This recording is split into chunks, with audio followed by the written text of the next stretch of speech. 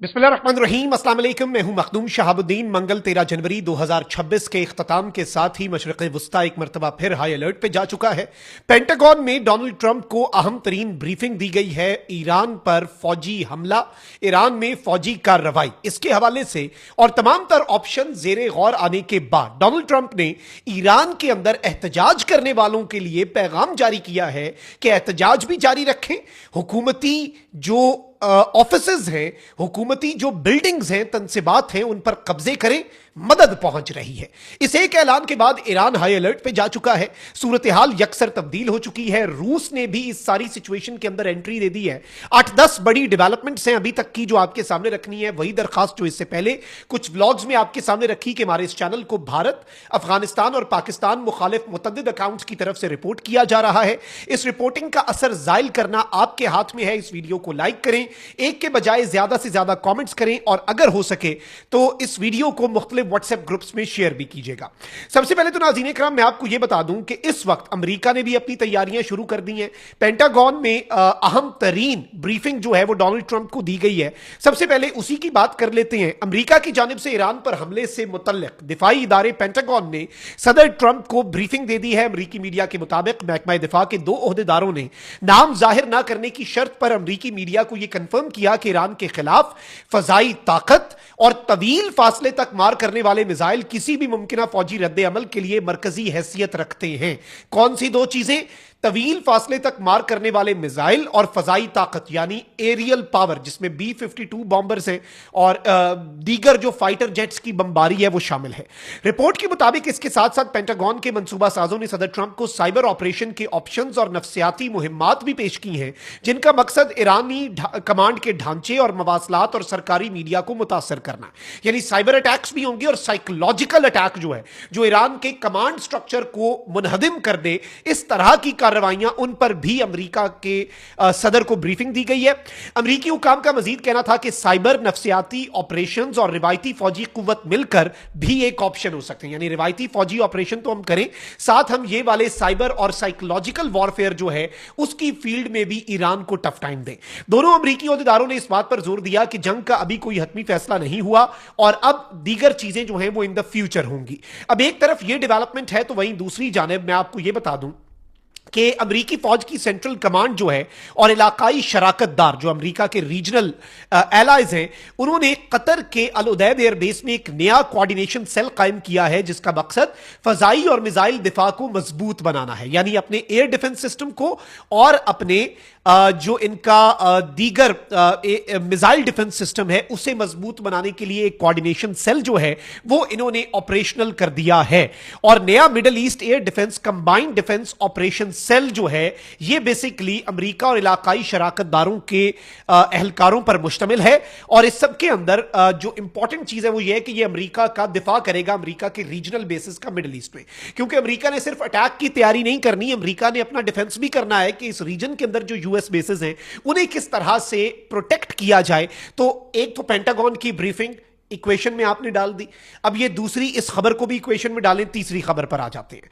अमेरिकी सदर Donald Trump ने ईरान में जारी मुजाहिरों के हवाले से बयान देते हुए कहा है कि ईरान के मुहिब्बे वतन लोग एहतजाज जारी रखें, मदद पहुंच रही है। अपने social media platform truth social पर जारी पैगाम में ट्रंप ने कहा कि ईरान के मुहिब्बे वतन लोग एहतजाज जारी रखें और अपने इदारों पर कब्जा कर लें।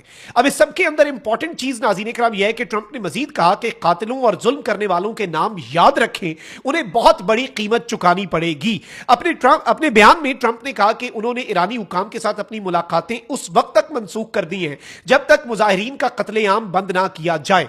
ट्रंप ने अपने बयान में लिखा कि मदद पहुंच रही है, help is on it's way.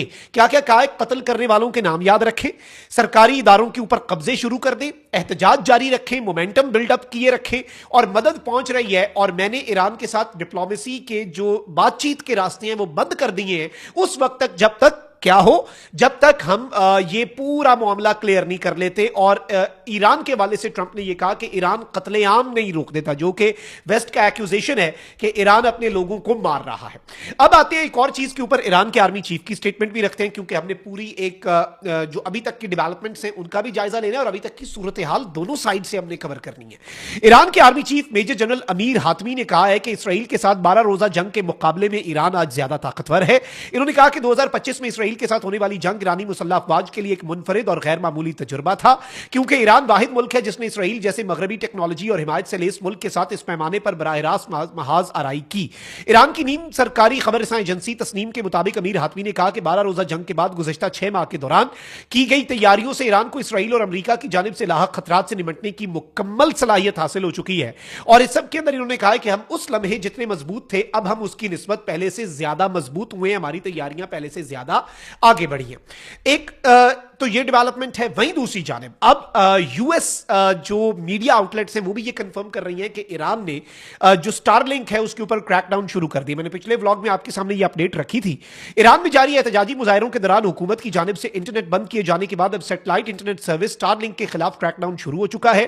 Phone calls और टेक्स्ट पैगामात भेजने की सहूलत जो है वो भी महदूद कर दी गई है और इंटरनेट तक बिला तातुल रसाई सिर्फ हुकूमत, उसके मीडिया इदारों और हुकूमत के हामियों को हासिल है।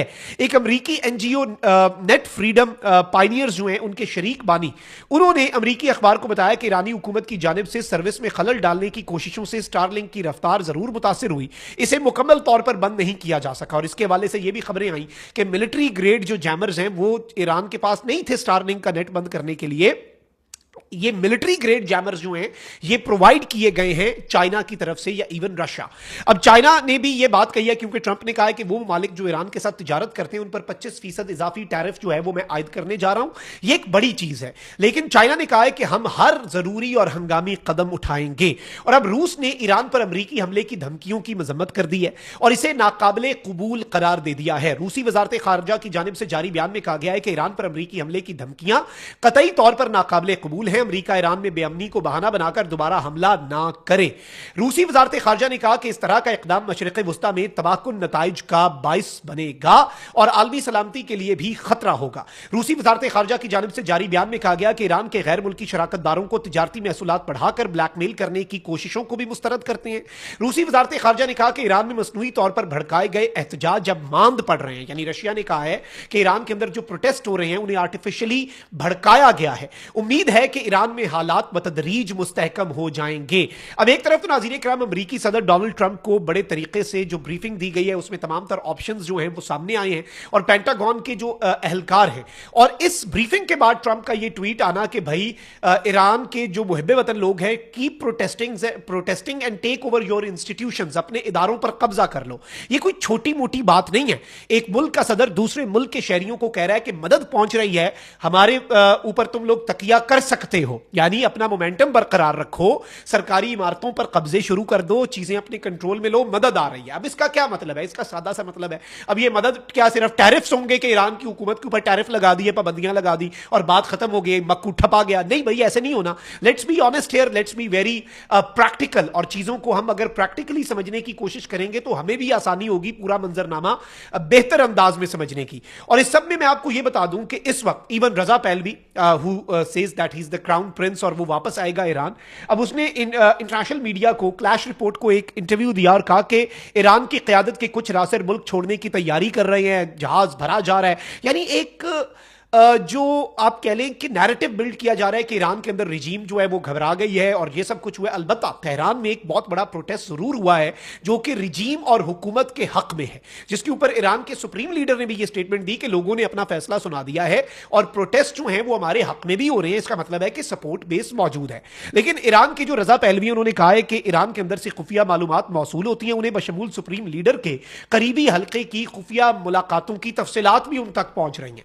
अब ये ये ऑब्वियसली एक साइकोलॉजिकल बात भी हो सकती है जरा चीजें जो हैं। अच्छा, अमेरिका जो है उसके वाले से मैं आपको ये बता दूं कि अमेरिका ने भी, अब अमेरिका की ईरान में एम्बेसी नहीं है, वर्चुअल एम्बेसी है, यानी वो ऑनलाइन अपने शहरियों को एडवाइजरी जरूर जारी करते हैं any US citizen is in Iran, तो उन्होंने भी अब एडवाइजरी जारी करके अपने शहरियों को ईरान फौरी छोड़ने की हिदायत कर दी है। This is something very big, very huge. Let's see मामला किस तरफ को जाता है। कमेंट सेक्शन में राय का इजहार जरूर करें। अपने बहुत ख्याल रखें। अल्लाह निगहबान। पाकिस्तान जिंदाबाद।